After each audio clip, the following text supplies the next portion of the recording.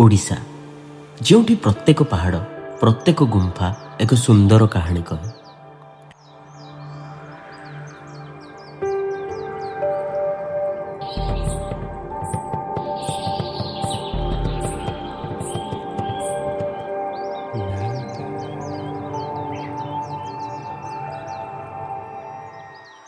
हुए तो सेथिपाई ओडिशा को इंडियास बेस्ट केप्ट सीक्रेट बोली कहा जाए।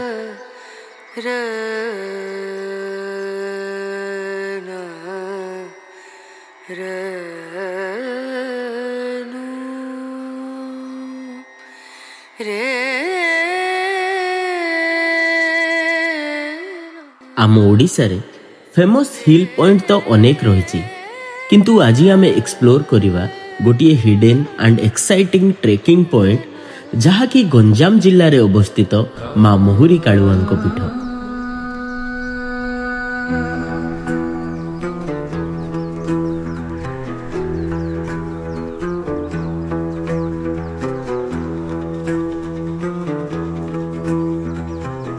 नमस्कार, मु सौम्यजित आज आपण को स्वागत करुच्ची ब्रह्मपुर रो गोटे नुआ सीरीज को, गोटे नुआ डेस्टिनेशन को।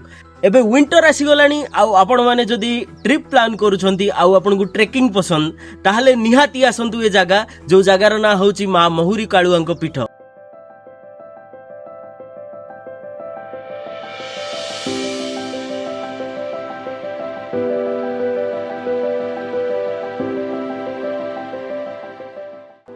सबुजिमा भरा केरांडीमाल पहाड़ उपरे सिल्क सिटी ब्रह्मपुर ठारू मात्र 15 किलोमीटर दूर रे अवस्थित माँ पीठ। यही पवित्र पीठ श्रद्धा भक्ति और रहस्यर एक अद्भुत सम्मिलन। ओडिशार पर्यटन मानचित्र रे हुए तो यही स्थानर ना अधिक शुणा जाए ना, किंतु ब्रह्मपुर लोक मानक पई एही स्थानटी होची एक हिडन जेम एवं एक बेस्ट पिकनिक स्पॉट।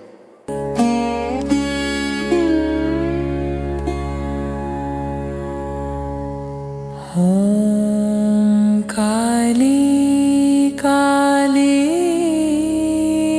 महाकाली।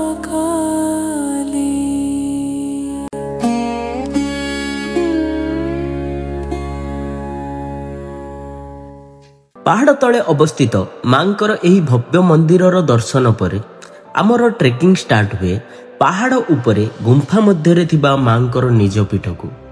तो सांग माने एवं 675 पहाच चढ़ा अच्छी कहीं शक्तिपीठ जेहेतु तले आउ मांकर निज शक्तिपीठ जोटा कि पहाड़ भितर अच्छी सेटा आमको पहाड़ चढ़ी ही देखा पड़ो, जो अच्छी ए छोट छोट सीढ़ी आपण को कष्ट तो लगे किंतु ऊपर को जीवा पर से जो व्यू आपण को बहुत ही सुकून दब।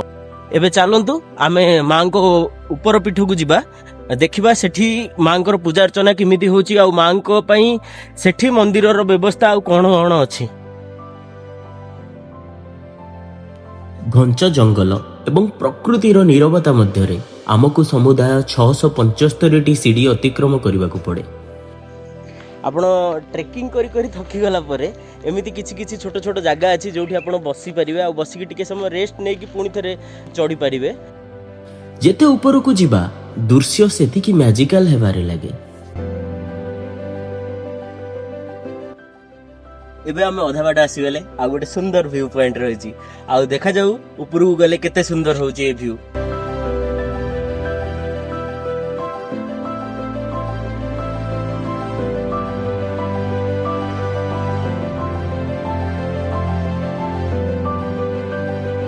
शेषरे आमे पहुंची गले सेही रहस्यमय पीठरे जोठारे माँ संकीर्ण गुंफा मध्यरे विराजमान।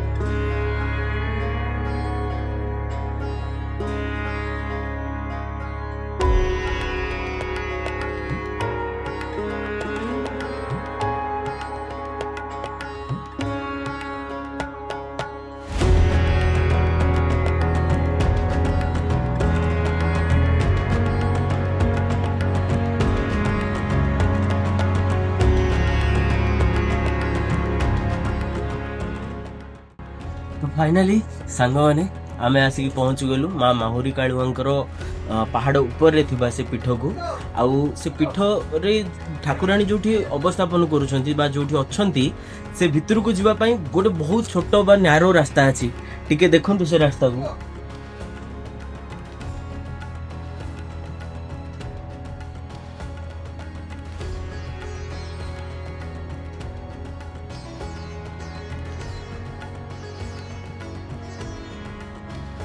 ଆଉ ଆମକୁ ସେଇ ରାସ୍ତା ଦେଇ ଯିବାକୁ ପଡ଼ିବ। ଏଇଟା ଗୋଟେ ଟେଷ୍ଟ ଟାଇପ୍ର ଲାଗେ, ଯେମିତିକି ମାଙ୍କୁ ଦର୍ଶନ କରିବା ପୂର୍ବରୁ ଆମେ ଗୋଟେ ପରୀକ୍ଷା ଦେଇ ମାଙ୍କ ପାଖକୁ ଯାଉଛୁ।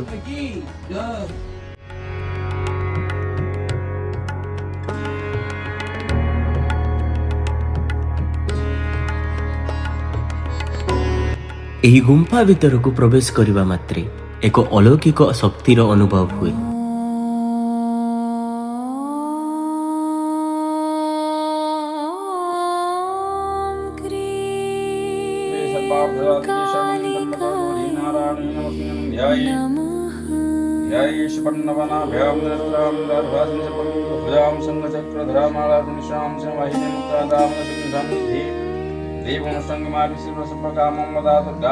ପିଢ଼ି ପିଢ଼ି ଧରି ଏହି ପୀଠ ସହିତ ଜଡ଼ିତ ଅନେକ ଅଲୌକିକ ଅନୁଭୂତି।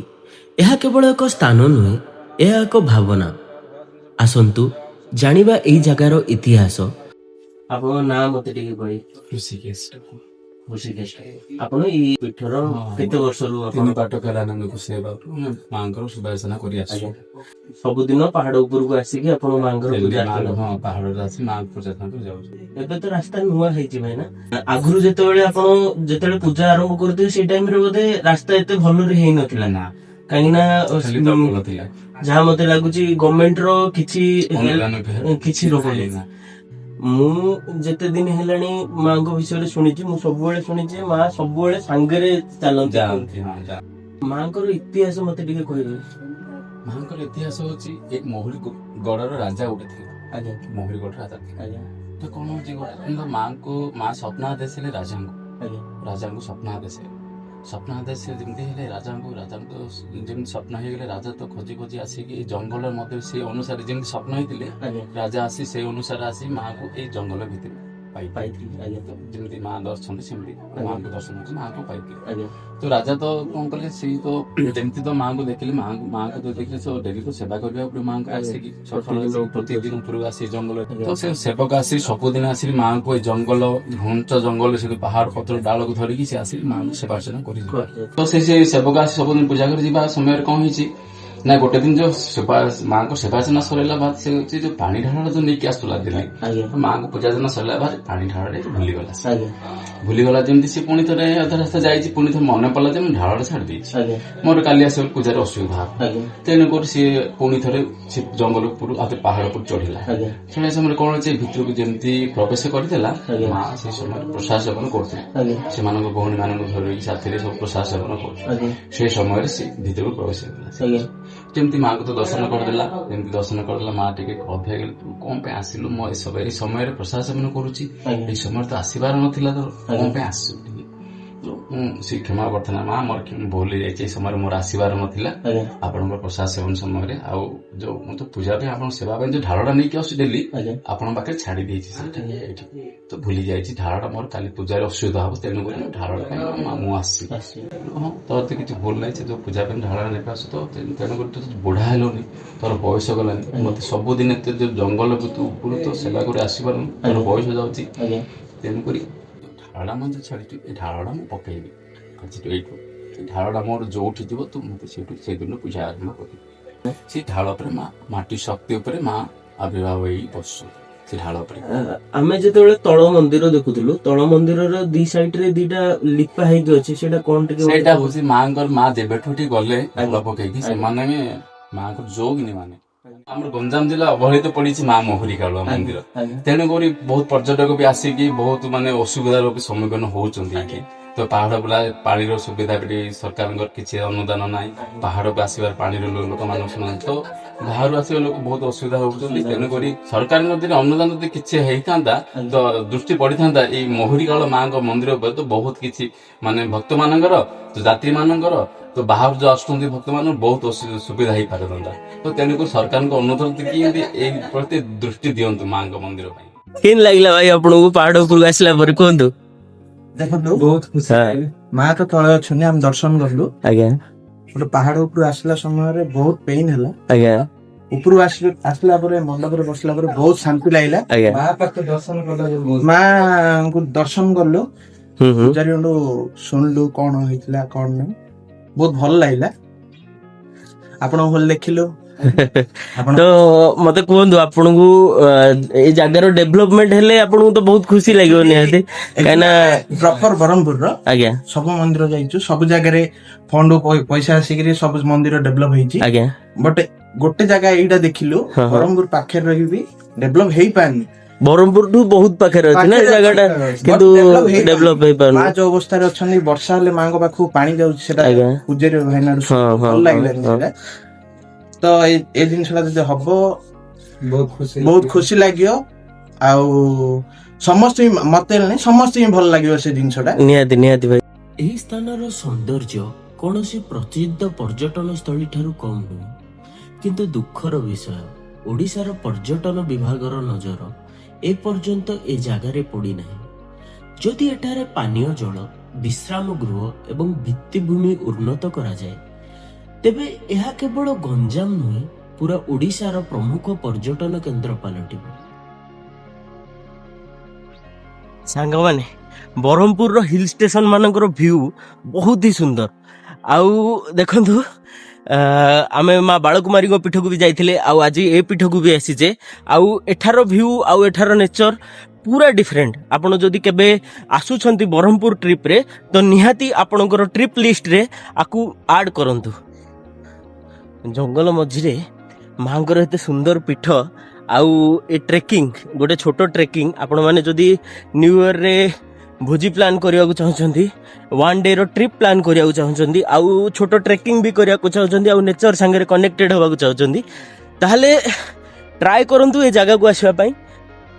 ପାହାଡ଼ ତଳ ମନ୍ଦିର ପାଖରେ ଗଛର ଛାଇରେ ଟ୍ରଷ୍ଟ ତରଫରୁ କରାଯାଇଥିବା ଏହିଭଳି ବହୁତ ସାରା ପିଣ୍ଡି ଏହି ଜାଗାକୁ ଗୋଟେ ପରଫେକ୍ଟ ପିକନିକ ସ୍ପଟ ବନାଇଥାଏ।